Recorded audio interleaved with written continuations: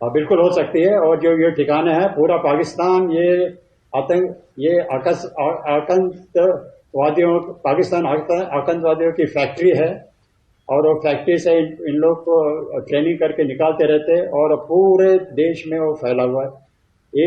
मुझे एक जगह बता दो कि जहां पर आतंकवादी नहीं है, उनकी ट्रेनिंग सेंटर नहीं है, पूरे पाकिस्तान में ये फैला है। मगर जो जो उनके हेडक्वार्टर्स है उनको हमने स्ट्राइक किया। और अभी उसका ये देखना है कि क्या उसका इफेक्ट कितना हुआ, उसका डैमेज कितना हुआ। और आगे के स्ट्राइक को भी मेरे ख्याल से हमारी सेना और पर्टिकुलरली एयरफोर्स ने डेफिनेटली प्लानिंग करके रखी होगी। और उसका भी एग्जीक्यूशन जैसा अभी इस वक्त हुआ, सरप्राइज स्ट्राइक हुआ, उसी तरह से सरप्राइज स्ट्राइक की पूरी संभावना है और करनी चाहिए। जी विजय जी, जिस तरह से विश्व के बाकी देश हैं जैसे अमेरिका है, लंदन है, जर्मनी है, इजराइल है, उन्होंने पहले से ही भारत का समर्थन किया है आतंकवाद के खिलाफ। अब जब भारत ने एयर स्ट्राइक की है तब इन देशों का किस प्रकार का रवैया हो सकता है और आगे का प्लानिंग आप क्या देख रहे हैं जिस तरह से विश्व के नेताओं ने प्रतिक्रियाएं दी हैं उसको देख करके?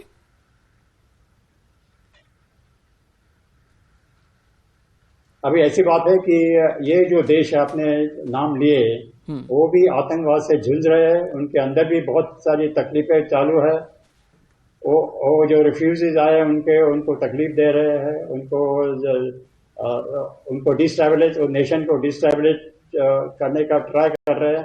और ये सब जो वहां पर ये कार्रवाई चालू है, एंटी नेशनल कार्रवाई ये देशों में चालू है, उसका उगम भी पाकिस्तान से हुआ है। उनको सबको पता है कि ये पाकिस्तानी जो रेफ्यूजी है वो इसको चालू करते हैं। तो उनको बहुत खुश होना पड़ेगा कि हिंदुस्तान ने इस तरह का कदम उठाया है कि जिसका इफेक्ट उनके भी देश में होगा, उनके यहाँ भी जो इंटरनेशनल कार्रवाई चल रही उस पर भी होगा। क्योंकि जैसा अमेरिका में स्ट्राइक हुए, इजराइल में स्ट्राइक हुए, उन लोग तो आके पाकिस्तान को बर्बाद नहीं कर सकते। हम ही पास में हैं। ये हमारी जिम्मेदारी है कि पाकिस्तान को ठीक से बर्बाद करके पूरे जहां भी ये आतंकवाद का प्रॉब्लम हो रहा है, एंटी नेशनल पार्ट होगा, उसको सॉल्व करे। और इसमें कोई बात नहीं कि उसमें कोई संदेह नहीं है कि ये जो सब देश के नाम आपने लिए वो उनका पूरी तरह से हमारे समर्थन है। और वो तो समर्थन नहीं, वो थैंक भी देंगे कि भैया कि आप भी हमारा भी problem side by side solve कर रहे हैं। जी विजय जी, जिस तरह से भारत ने एयर स्ट्राइक की है पाकिस्तान में तो खलबली मच चुकी है। क्या आपको लग रहा है कि पाकिस्तान भी कोई वार कर सकता है या जवाबी कार्यवाही कर सकता है? और इस तरह से भारत की सेना जो आज मॉक ड्रिल भी होनी है पूरे देश में, हम कितने तैयार हैं अगर वो कोई हमला करते हैं? क्योंकि पहले पाकिस्तान ने ये दावा किया था कि उनके साथ 2-4 देश हैं जैसे चीन हो गया, तुर्की हो गया। तो ऐसे में आप क्या देख रहे हैं संभावना?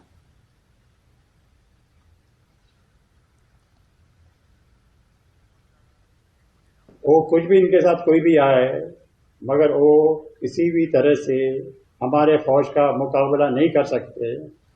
जैसे कि पहले 71 में उन्होंने सरेंडर कर दिया था। ये सरेंडर वाली फौज है।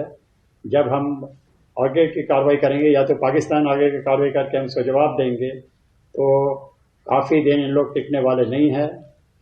और अभी से उनको पैनिक मोड में है, डर के माहौल में है। जी विजय जी, आप हमारे साथ बने रहे, मैं आपके पास फिर से आऊंगा। हाल दर्शकों ने જણાવી કે એક મહત્વપૂર્ણ ખબર આવી રહી છે। મધ્યરાત્રિએ ભારતે પાકિસ્તાનને પાઠ ભણાવ્યો છે, ત્યારે મૃતકોના પરિવારે કહ્યું છે કે સાચી શ્રદ્ધાંજલિ હવે મળી છે। ભાવનગરના પિતા પુત્રના હુમલામાં મૃત્યુ થયા હતા। ભારતીય સેનાની કામગીરીને સલામ। આતંકવાદી હુમલામાં માર્યા ગયેલ પિતા પુત્રના પરિવારજનોએ કહ્યું છે કે હવે અમને શાંતિ મળી છે। ભારત દ્વારા પાકિસ્તાન ઉપર એર સ્ટ્રાઇક કરવામાં આવી છે અને તેને લઈને પરિવારે સંતોષ માન્યો છે। પરિવારે કહ્યું છે કે હવે અમારા જે મૃત્યુ પામેલા જે અમારા સ્વજનો છે તેમની આત્માને હવે શાંતિ મળશે। મૃતકના પત્નીએ કહ્યું છે કે દેશના વડાપ્રધાન અને ભારત દેશની સેના પર અમને ગર્વ છે।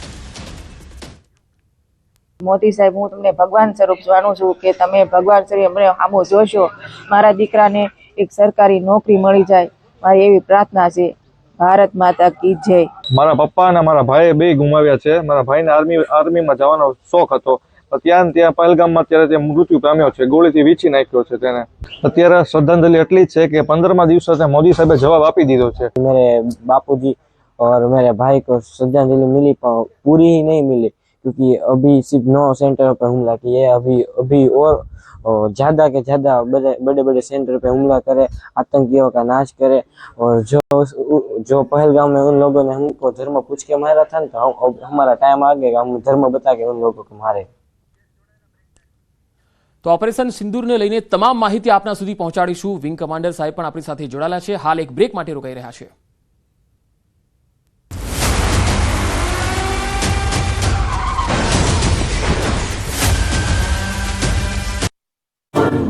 ભારત માતા કી જય. ભારત માતા કી જય. સૌથી પહેલા તમામ ભારતવાસીઓને ખૂબ ખૂબ શુભકામનાઓ અને ખૂબ ખૂબ અભિનંદન ભારતીય ફોજને. આપણે જે કહ્યું હતું એ કરી બતાવ્યું છે. સબળ નેતૃત્વ, ઈચ્છા શક્તિ ધરાવતું નેતૃત્વ, આપણી સબળ આર્મી, નેવી, એરફોર્સ, ખૂબ પરાક્રમી આપણું ફોજ છે. અને જે મોદી સાહેબે કીધું હતું કે હમ ઘર મેં ઘુસ કે મારેંગે, આજે આપણે એમના ઘરમાં ઘુસીને માર્યા છે. આ ઓપરેશન સિંદૂર પ્લાન કરવામાં આવ્યું અને આપણે આફાજેટ કરીને તાબડતોબ કરવાની જે વાત હતી એમાં સંમત નહોતા. અને આયોજનબદ્ધ સ્ટ્રેટેજિક એપ્રોચથી અને પ્રિસાઇઝ પિન પોઈન્ટ ટાર્ગેટ કરવા માટે અને આતંકવાદીઓને જ મારવા માટે, કારણ કે એમાં કોઈ સિવિલિયનની પણ હાનિ નથી કરી, આપણે મિલિટરીના કોઈ એસ્ટાબ્લિશમેન્ટ ઉપર આપણે નથી એટેક કર્યો. એટલે પ્રિસાઇઝલી ત્રાસવાદીઓના જે અડ્ડા હતા ને ટ્રેનિંગ સેન્ટરો, એને આપણે નેસ્ત નાબૂદ કર્યા છે. એમાં જૈશે મોહમ્મદનો, જમાતુદ દાવાનો, લશ્કરે તોયબાના, આ બધા જે હાફિઝ સઈદ, અઝહર મોહમ્મદ અને એ બધાના જે અડ્ડા હતા ને એને તોડ્યા છે. હવે એમાં ઘણા બધાનો ખાત્મો બોલાઈ ગયો છે. એનો જયારે રિપોર્ટ બહાર આવશે ત્યારે આપણને ખબર પડશે કે એમાં કોણ કોણ ગયા છે. પણ એવું કહેવાય છે કે લગભગ 8 જેવા ત્રાસવાદીઓના કમાન્ડરોના 72 હુરો પાસે પહોંચાડી દેવામાં આવે છે. હવે આ જે આખું આપણું ઓપરેશન આયોજન કરેલું એના ટોટલ મોનિટરિંગ રાતથી આપણા NSA અજીત ડોવાલ, આપણા પ્રધાનમંત્રી શ્રી અને આપણા ત્રણેય સેનાઓના ચીફ એના ક્લોઝલી મોનિટર કરી રહ્યા હતા. આમાં આપણે ત્રણેય સેનાઓનો સરંજામ વાપર્યો છે, શસ્ત્રો વાપર્યા છે અને ફોજો એના સંસાધનો વાપર્યા છે. આર્મી, નેવી અને એરફોર્સ. આર્મી તરફથી એની બ્રહ્મોસ મિસાઇલ્સ, પિનાક મિસાઇલ્સ આપણે છોડી અને જે 150 કિલોમીટરની રેન્જમાં આવતા હતા એ અડ્ડાઓ આપણે તોડ્યા છે. એરક્રાફ્ટમાં આપણે રાફેલ વાપર્યું, રાફેલમાંથી બ્રહ્મોસ મિસાઇલ્સથી આપણે એટેક કર્યો અને એનાથી જે 300 થી 400 કિલોમીટરની વચ્ચે આવતા જે ટાર્ગેટ્સ હતા એને આપણે નષ્ટ કર્યા છે. અને નેવલના જે આપણે યુએસવી હતા, યુએવી ડ્રોન, જેને આપણે સાદી ભાષામાં ડ્રોન કહીએ, એ ઓલરેડી ઇક્વિપ્ડ, વેલ ઇક્વિપ્ડ અને વિસ્ફોટકો સાથેના ડ્રોન હતા. એનાથી જે નજીકના મુઝફ્ફરાબાદ એ એરિયા હતા એના આપણે ટાર્ગેટ કર્યા. એટલે ત્રણેય ફોર્સના સંસાધનો, ત્રણેય ફોર્સની ટેકનોલોજી અને એ વાપરી અને આપણે જે એટેક પૂરો પાડ્યો. ટોટલ 9 ઠેકાણા ઉપર આપણે એટેક કર્યો છે. ટોટલ 5 જેવા પીઓકેમાં અને 4 જેવા પંજાબમાં. પીઓકે તો જો કે આપણું છે એટલે એમાં એન્ટર કરીએ તો ઇન્ટરનેશનલ કઈ એ ન વાંધો આવે, પણ આપણે પંજાબમાં પણ એટલે કહી શકાય કે આપણે એની સરહદમાં ઘૂસીને એના ઘરમાં ઘૂસી અને મારી આવ્યા. એમાં સૌથી મોટું મથક હતું બાવલપુર, જૈશે મોહમ્મદનું, જે અઝહર મોહમ્મદનું, એ નસ્તનાબૂદ કરવામાં આવ્યું છે. મુરીદ કે સિયાલકોટ અને પીઓકેમાં મુઝફ્ફરાબાદ, મુરીદ કે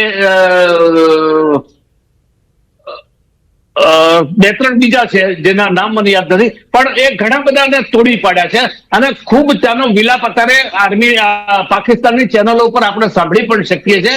અને ખૂબ આ તો જોશની ખુશીની વાત છે કે આપણે જે પરાક્રમ કર્યું એ ખૂબ આયોજનપૂર્વક, ખૂબ કોઈ પણ પ્રકારના નુકસાન વિના આપણે કરી દીધું. હવે એના રિટાલિએશન રૂપે બીજું તો કંઈ કરી શક્યું નથી, પણ પાકિસ્તાન તરફથી એવું સાંભળ્યું કે ભાઈ એનું એક એર સ્ટ્રાઇક આપણી પાછળ લગાડી હતી, સ્ક્રેમ્બલ કરાયા હતા આપણા રાફેલ પાછળ. પણ આપણે એનું ચાઇનાનું એક બનાવટનું જે JF-17 એરક્રાફ્ટ એનું ફાઇટર પ્લેન હતું એ આપણે તોડી પાડ્યું છે, એવા સમાચાર છે. હજી એની ડેબ્રીને શોધવાનું બાકી છે, એ મળશે એટલે આપણે કન્ફર્મ ન્યૂઝ કહી શકાય. આપણે જે પ્રમાણેનું આયોજન પૂર્વક કોઈ પણ પ્રકારના નુકસાન વગર જે